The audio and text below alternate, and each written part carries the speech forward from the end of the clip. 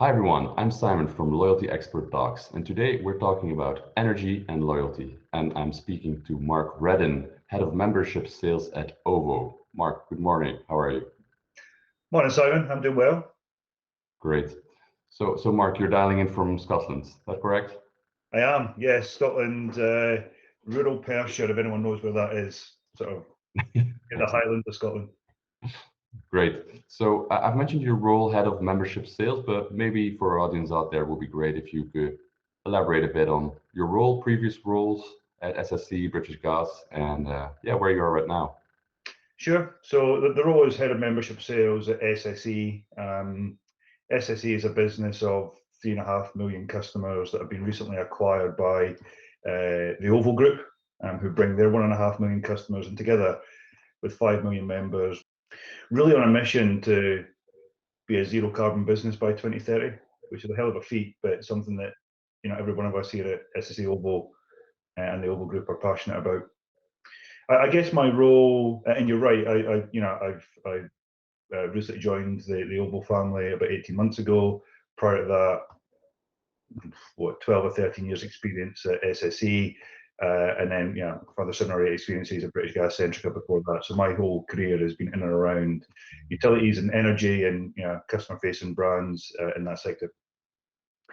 I mean, in terms of what I'm interested day to day, what my team do day to day, I guess there's 3 things that jump to mind. The first thing is really about retaining customers for longer. So most of my job is about running sales and retention voice contact centers.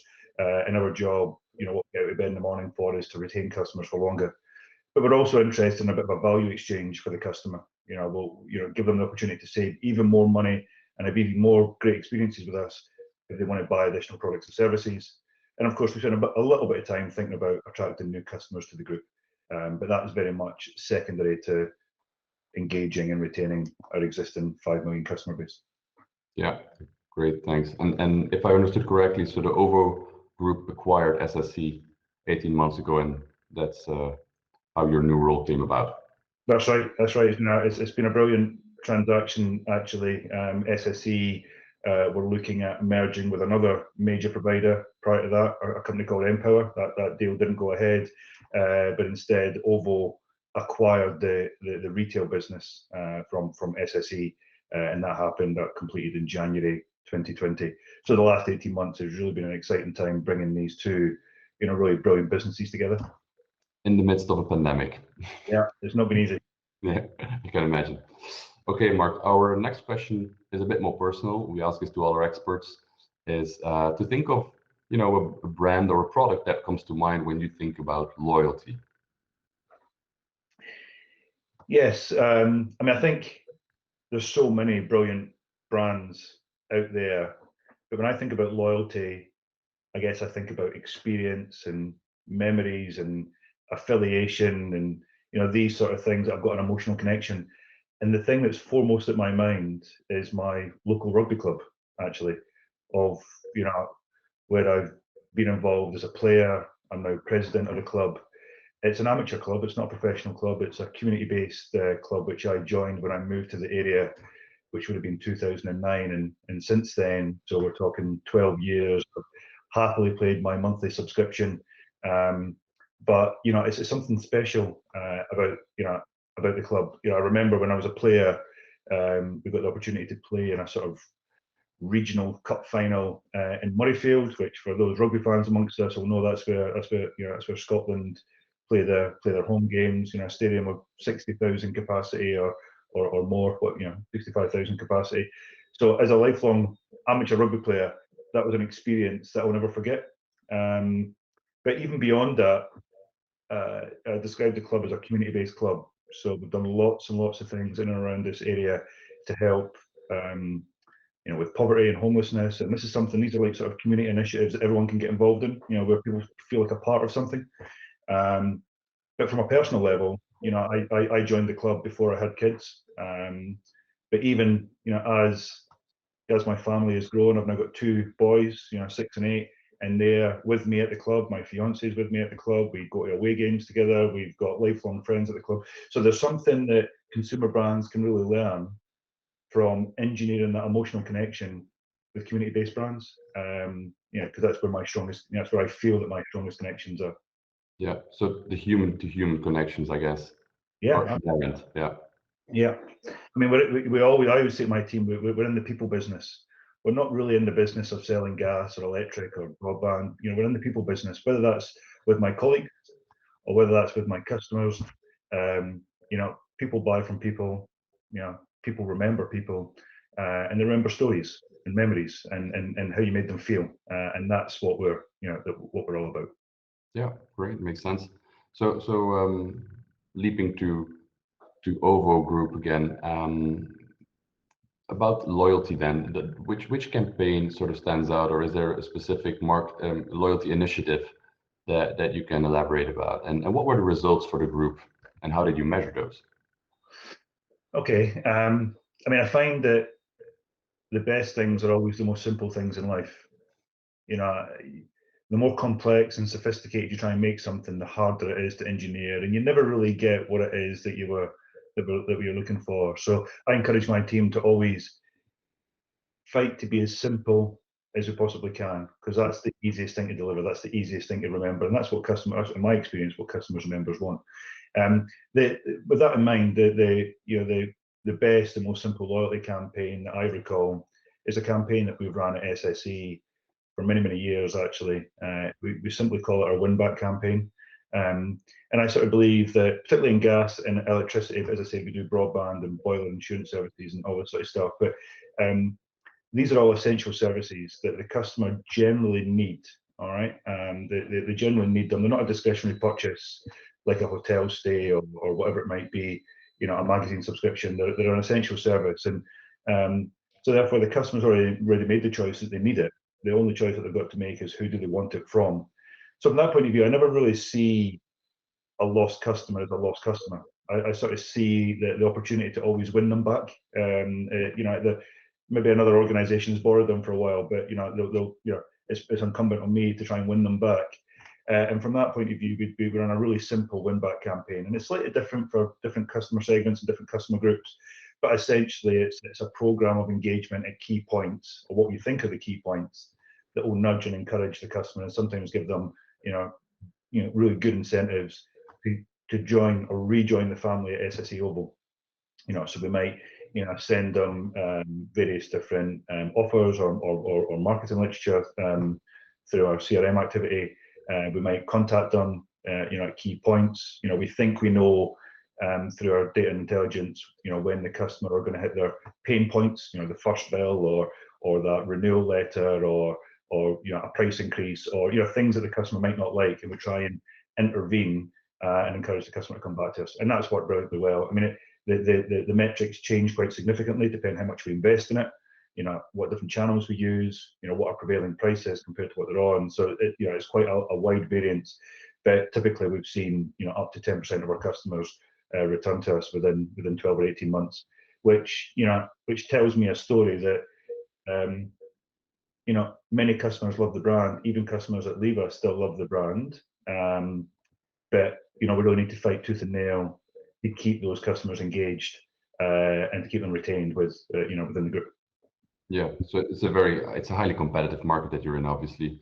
From a practical perspective, should I imagine a big CRM system, very data-driven system, but then in the end, someone calling the prospect at that moment, at the right time, with the right message? Yeah, exactly that. I mean, a typical journey could be, as soon as we get notification, as in on the day, we send the customer a text message or an email. We follow that up with a letter. If they've opened the email but they've not clicked through, we might follow that up with a letter. Depending on what time of year it is, and our thoughts around the successfulness of winning the customer back, we might then follow that up with a telephone call. So we may do one or two of those things, or we may do 3 or 4 of those things, follow up with a telephone call. But even if we're not successful at the initial point, we'll come back to the customer at certain points in their experience with the new provider, particularly around about the renewal date, and we'll do the same sort of things again. I mean, it might, the pattern of the CRM treatment might be slightly different, but yes, it's voice through outbound calling, it's direct mailing, it's email, it's text messaging. We may build in some app push messaging if they use the app for other related services. They might have left us for gas and electric, but still love our broadband, for example.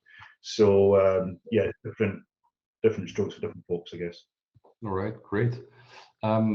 Mark, next I'm going to share a little model that we designed here at Stampix. It's called the loyalty ladder. And given your expertise of over 20 years in the industry, it would be really great to get your honest feedback on the model, and then yeah, sort of make an assessment where you think OVO is on that ladder. So quickly sharing my screen. So basically what we've done is we've, on the one hand side, we've got Net Promoter Score mapped out versus engagement. Engagement, looking at a total membership base, the people that you can actually engage in a loyalty program.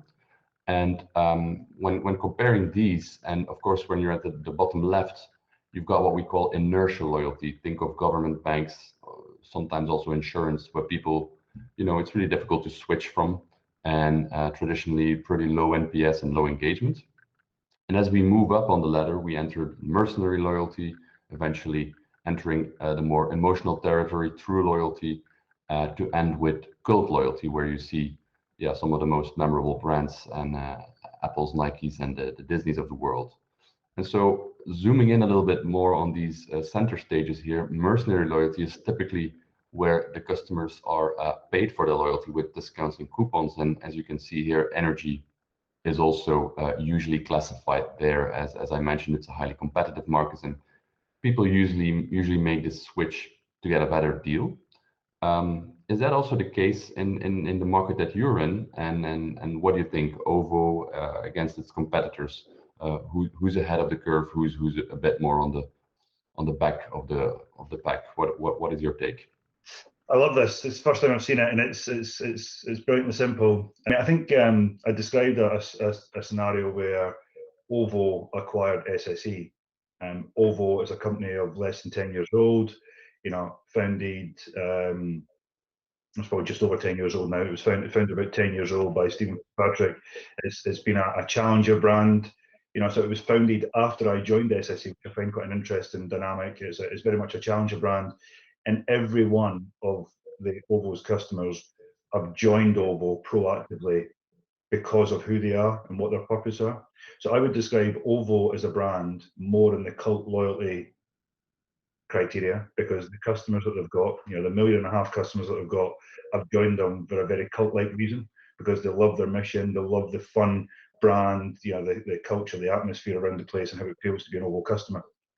Whereas I think SSE probably is in what you've described as mercenary loyalty, and whilst many and most of our customers love the brand, I think the truth is there's many customers there that don't really want to engage. They're not really bothered, and that's part of my job, to find that nook, to find that thing that really inspires the imagination of customers, that drives them up the NPS scale, that drives them up the engagement scale, and then ultimately up what we call our value ladder, rather than, which is very similar to your loyalty ladder actually. And a good indicator of that, about 10% of our sales on the SSE side, I'm not talking about OVO here, on the SSE side, our customers choose to pay a little bit more than they have to, so they can guarantee that their energy comes from renewable sources. Now that tells me that this is a customer, and many of our customers, I think, one of our most popular product sets has been what we call our bundled products, whereby you can take energy,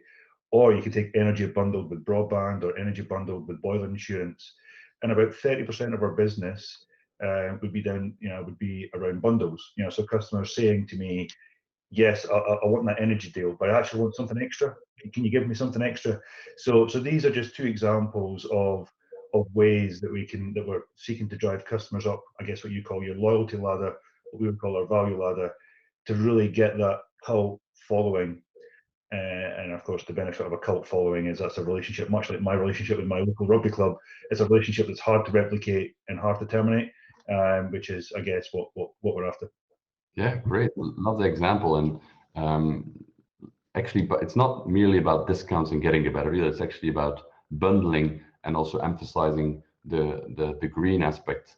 And that is, in fact, true loyalty according to this definition, right? People are willing to overcome obstacles or or pay that extra fee for knowing that their energy is from a reliable source. Yeah. Excellent. Okay, cool. So zooming in, obviously it's going to be really hard to replicate your experience with rugby club, but we operate at Stampix often in the transition from functional to emotional loyalty, and the initiatives that we work around are labeled as surprise and delight. We're often thinking about specific rewards. Actions like those, do they also make part of the OVO strategy?